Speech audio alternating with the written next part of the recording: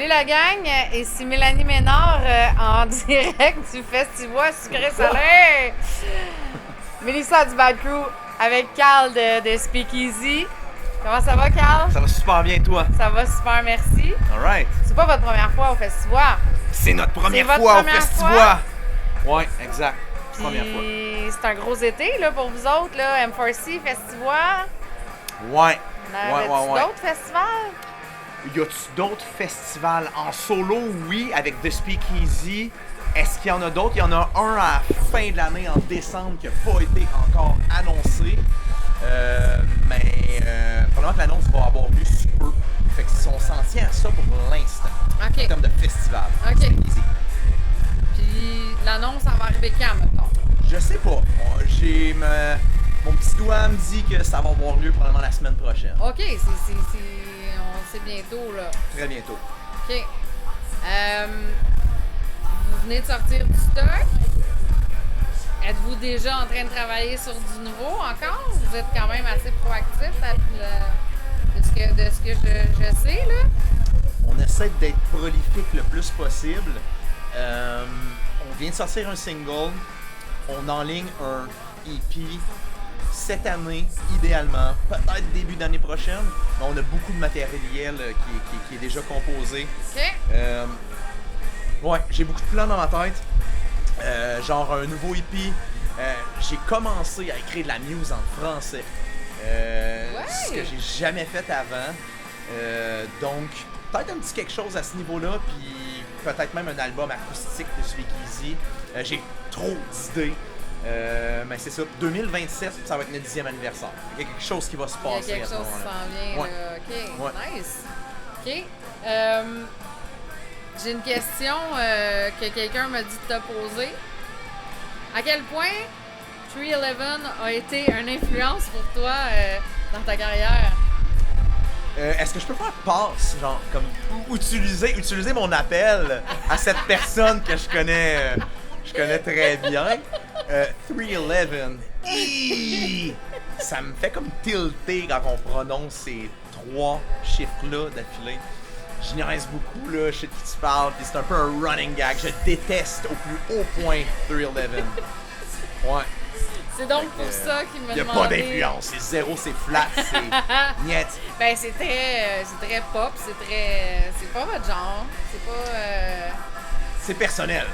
OK, c'est personnel. personnel, ouais, OK, exact. OK, ça va plus loin que juste la musique, là. Exact. Ok. Je respecte ce qu'ils font, les gars, là, mais c'est plus un running gag, là. OK. Ouais. On m'écoeure avec ça, non. Dan. Le message est passé. Il m'a dit, c'est sûr, tu vas... Il dit, t'as même pas besoin de dire mon nom, il va savoir c'est qui. C'est sûr. Ouais. Fait que là, en fin de semaine, vous jouez au Temps d'une Pinte. Exact. Ouais. C'est là qu'on est, avec la belle terrasse. Malheureusement, il y a de la pluie, mais vous êtes en dedans, vous êtes chanceux. Ouais. Effectivement. Oh, je viens de voir des beaux bas. Yes, des bas de brocoli. Ça vaudrait la peine de montrer la caméra, Ouais, hein? je pense. Je fais ça. Fais attention à toi, comme ça ici. Voilà. Ça, c'est du bas. Des bas de on va broco. se dire, ben là, ça fit avec la salopette. Yep. Totalement. Comment ça a répondu pour le single? Les gens, vous avez pas mal d'écoute? Ouais. On a eu quand même un bon vibe, une bonne réception du public, honnêtement. T'sais, personnellement, très fier de ce single-là. Je pense que c'est le meilleur truc qu'on a release jusqu'à présent. Je pense que les gens l'ont apprécié. Je veux pas parler pour les gens, mais on a eu une bonne réception. OK. Ouais. Parce que c'est sûr que si on compare avec votre album que vous avez sorti l'année passée, vous avez mis la barre haute, là, on va se le dire, là. Je me lance pas là-dessus. Est-ce que vous restez dans le même style dans ce que vous êtes en train de composer, mis à part que tu parles de français, ou vous alliez un peu plus... On essaie toujours d'amener ça un peu plus loin. Je suis très dans un optique quand je compose d'avoir quelque chose de varié, d'éclectique, il n'y a rien qui m'écoeure plus d'écouter un album et d'entendre la même tune pendant 10-15 tunes. Je trouve ça dommage, puis il y a des bands que j'adore qui le font, puis c'est correct, tu sais. Mais j'essaie de diversifier ce qu'on fait, de sortir des sentiers battus. Fait que clairement que notre prochain album va être encore plus diversifié. Je serais surpris qu'il ressemble au LP qu'on a sorti l'année passée. Ça va clairement sonner The Speakeasy, mais ça va clairement être différent. OK. OK. J'ai hâte d'entendre ça. Puis, comment ça va, la conciliation? Parce que, tu sais, on s'entend que vous n'êtes pas rendu au stade de Billy Talent comme hier. Fait que j'imagine que vous avez tout une job en plus des probablement plusieurs projets. Chaque gars est dans plusieurs bands, plusieurs projets. Comment vous conciliez travail, famille, musique? C'est une super bonne question. C'est pas facile, honnêtement. Oui, on a tous des jobs à temps plein. Les gars ont tous des kids. De mon côté, je t'avouerais que c'est pas facile. Je suis un carriériste aussi. Je travaille dans le milieu des ressources humaines, des relations de travail, de la santé-sécurité. Puis, tu sais, j'aime ma job. Je me donne à 100%, à même 200%. Puis, ma musique aussi prend énormément de place dans ma vie. Je suis capable de concilier. C'est pas facile. Le band prend énormément de place. Mon projet solo prend aussi beaucoup de place dans ma vie. Je t'avouerais que depuis quelques semaines jusqu'à les semaines qui s'en viennent, en fait, là, j'ai une autre gig la semaine prochaine au Backyard. Ouais, j'ai vu. Backyard Spectacular de Thousand Island Records. Puis je joue Mon Carmel en fête également dans 2 semaines. Fait que c'est comme très occupé, c'est très chargé. On fait ce qu'on peut, mais je te cacherai pas que c'est assez élevé là, comme emploi du temps.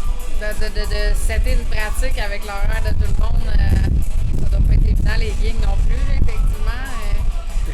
C'est pas évident, c'est pas évident. Faut que ce soit à l'horaire. C'est les speakeasy, on jam aux 2 semaines, là, puis... c'est seté d'avance. Exact, des mois et des mois d'avance. OK, ouais. OK. Ouais. Si tu pouvais choisir mort ou vif, n'importe quel artiste pour un ajout à The Speakeasy, tu prendrais qui? Mon Dieu, j'adore la question. Ah, j'ai plein de noms qui déferlent dans ma tête, mon Dieu. Faut t'en sortir juste un. Ah, shit, Freddie Mercury. Ouais! Ça n'a pas rapport, mais ça serait incroyable. Effectivement. Wow, Freddie Mercury. Effectivement. Ouais. Ça pousserait la voix à un autre niveau. Là. C'est ça. Solide. Je pense qu'il y aurait un 3e guitariste qui s'installerait officiellement permanent. T'as pas le choix. Moi, puis je laisserais la place à Freddie. Là. Je prendrais peut-être quelques bacs, là, mais je ferais un peu de place. Ben, écoute, je te remercie beaucoup pour cette entrevue-là. Je vous souhaite vraiment un super bon show ce soir. Puis je suis vraiment contente de voir. Moi, je vous apprécie énormément comme groupe. Je suis vraiment contente de voir comment ça va au niveau de votre popularité. Vous continuez de nous sortir du bon stock tout le temps. C'est le fun de vous suivre. Fait que merci beaucoup, Carl, pour de Speakeasy. Puis bon show. Merci à toi de m'avoir reçu. Merci au Bad Crew. C'est Mélissa. Rock on!